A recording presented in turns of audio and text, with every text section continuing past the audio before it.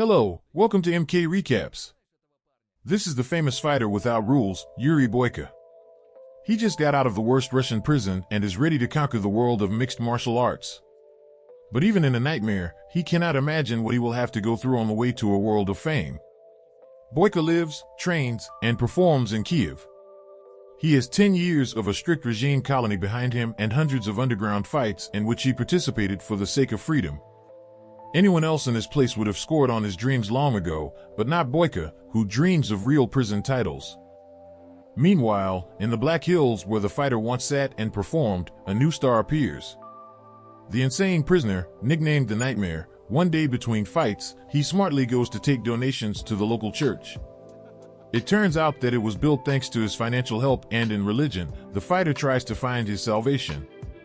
Though the Holy Father has doubts about him, if you are looking for salvation, violence is not the answer. Smartly disagrees with him. He believes that the Almighty endowed him with a unique gift and it would be a sin on his part not to use it.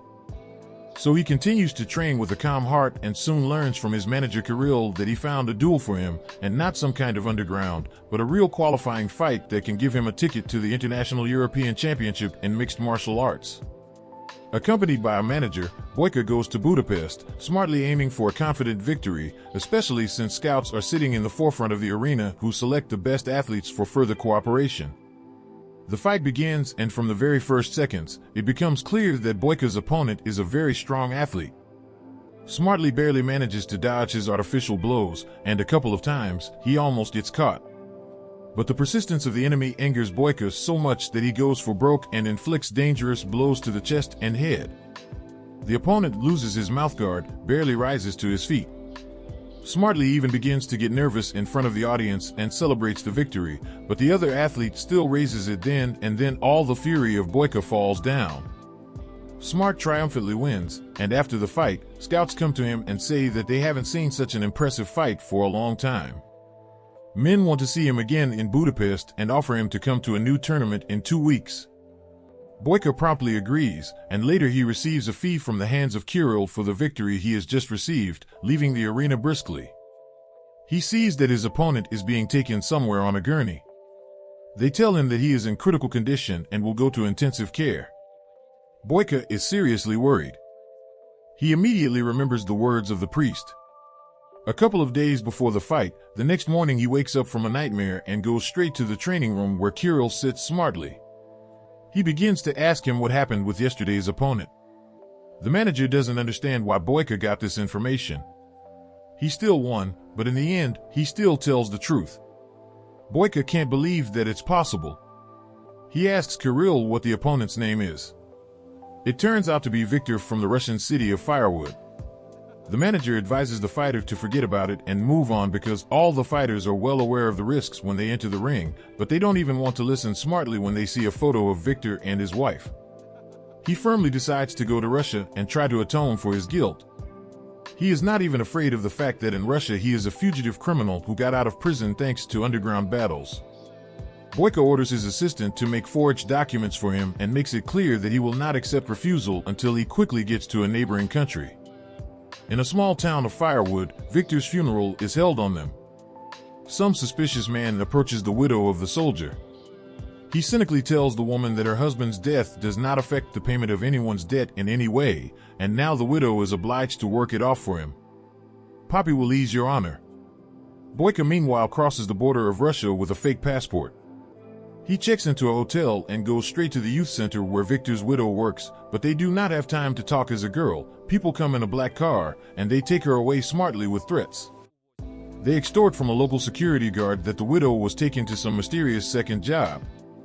Boyka goes to the address and discovers that this is a nightclub where fights without rules take place in the evenings.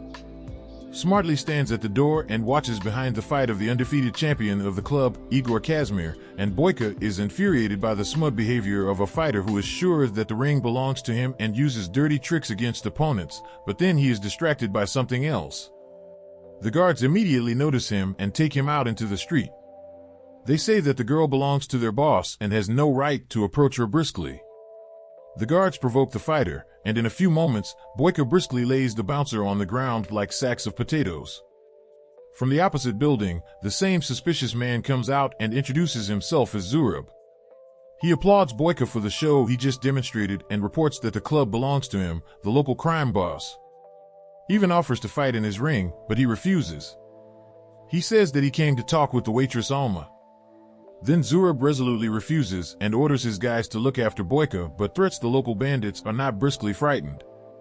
The next day, he again comes to Alma's place of work and, having hit Zurab's henchman, goes inside. At first, he does not dare to tell the widow the truth, only expressing condolences and giving Alma a letter from her deceased husband. But when the girl begins to ask where they know each other, all the same, he does not endure. The fight was myself. It was I who was at the market in Kiev. Boyka asks if there is at least something that he could do for Alma. Then replies that the only thing she needs is to return her husband from the next world. Offered to brisk money, she rejects, calling them bloody. In the meantime, his killer is bringing a portion of young blood of new fighters to the Zurab club, but I like none of them. The Mafia is in search of a real champion who would turn local fights into a real show, and he doesn't have to wait long. At the club's doorstep, Yuri smartly offers Zurab a deal. He fights for his ring, and the Mafia forever leaves Alma alone. The men agree on 3 fights, but on the condition that he fights smartly with the main champion of the club. Boyka agrees and says that he will hold all 3 fights in the next week because he does not intend to linger here. There is only one thing, but Zurab calls out loud the real name of Boyka, showing that even with false documents, you can't hide from his ubiquitous bloodhounds. After a conversation in the club, Boyka calls Kirill and says that he will need to stay for another week. The manager tries to dissuade him, but he is smartly adamant. He orders the assistant to change the ticket for another one. The next day, Boyka is waiting for Alma near the hotel. Anna is angry and tells the fighter that she didn't ask for his help and demands to leave her alone. Victor's widow mistakenly believes that he smartly came here to win her as some kind of thing, but the fighter makes it clear that she is not interested in him. He came to save not the girl but himself. The day of the first duel comes. While the opponents are preparing for the fight, Zurab is quite watching everything and light. Boyka's opponent turns out to be stronger than expected, but smartly quickly pulls himself together and actively puts pressure on him. In the end, he puts the opponent on the shoulder blades and grabs him by the throat. While he is resting after the fight, Alma brings him water. Boyka asks the girl if there is a gym nearby because he doesn't want to go to the Zurab gym. There the audience is too unpleasant. Alma says that he can come to train with her at work the next day. Boyka goes to the youth center and works out, where once he was preparing for a competition. Victor comes an hour or 2 of the duel. The presenter announces that Boyka, already known to the audience, will smartly fight against the local celebrities, the Lakes brothers. So, Boyka will have to fight against 2 people, about whom, of course, he wasn't warned. Me, or rather, in a sense, I wrestle my ring, my rules. It's not immediately possible for Boyka to get his bearings in a duel against 2. But he quickly takes the initiative into his own hands and puts both brothers on the shoulder blades in turn. Nevertheless, the fight continues. It's worth the strikers to deal with 1 Lakes, as it is like fighting 2. Already right there, at some point, one of the opponents severely injures Boyka's lower back.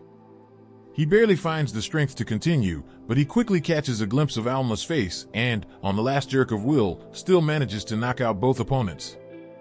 Boyka comes out of the ring limping, the whole room is chanting his name, and Victor's wife seems to be looking at him with completely different eyes. On the site New Day, Zurab visits a policeman in his office from whom he demands to deliver a nightmare to him from prison, Black Hills. The police at first refused because the last time, because of a similar adventure, they almost lost their job. But Zurab has an ace up his sleeve. He says that for this, the lieutenant will receive not only money but also the fugitive criminal, Boyka. Smartly, I still don't know what lies ahead for him. Smartly goes to train immediately after the battle. Alma visits the fighter during class and offers to smear his back with a special treatment. But when Boyka asks why she doesn't leave the city, the woman is offended and quits halfway through. According to Al, this center is her and her late husband's biggest dream, for which they borrowed money from the insidious Zurab to leave this center and the children who go there. It would be complete madness for Alma to know that briskly regularly goes to work. Call me Zurab and begin to be jealous. He comes to her and starts setting the woman against Boyka. It was an accident. In fact, Kirill calls Boyka again and says that all of Budapest is covered with posters with his name. He is expected at the competition as soon as possible. Smartly promises him that he will be at the bus stop at 9 o'clock that evening. And when he returns to the hotel room, he meets an uninvited guest there. Alma wants to know the whole truth about what happened on that fateful day. Even if it was not an accident, she is ready to hear it. Then Smartly begins to tell her story. He says that he did terrible things for which he thundered in prison for a long time. He was an evil man, full of hatred until he found God. Hundreds of times, Boyka fought in the dirtiest arenas of the most disgusting prisons. And that's when God finally gave him a chance to prove to the whole world that he was worth something. Boyka stopped seeing a man in the ring in front of him.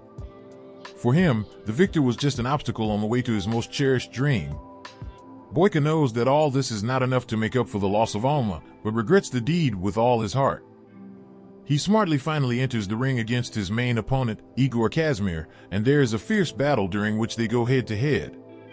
But the enemy plays a very dirty game and causes even more injury to Yuri's already sore lower back and does not even shun blows in battle. Boyka almost gives up and Kazimir is already starting to celebrate the victory, finishing off the lying Boyka with hands on the back. But Boyka again catches the eye of Alma in the crowd and gets to his feet with renewed vigor.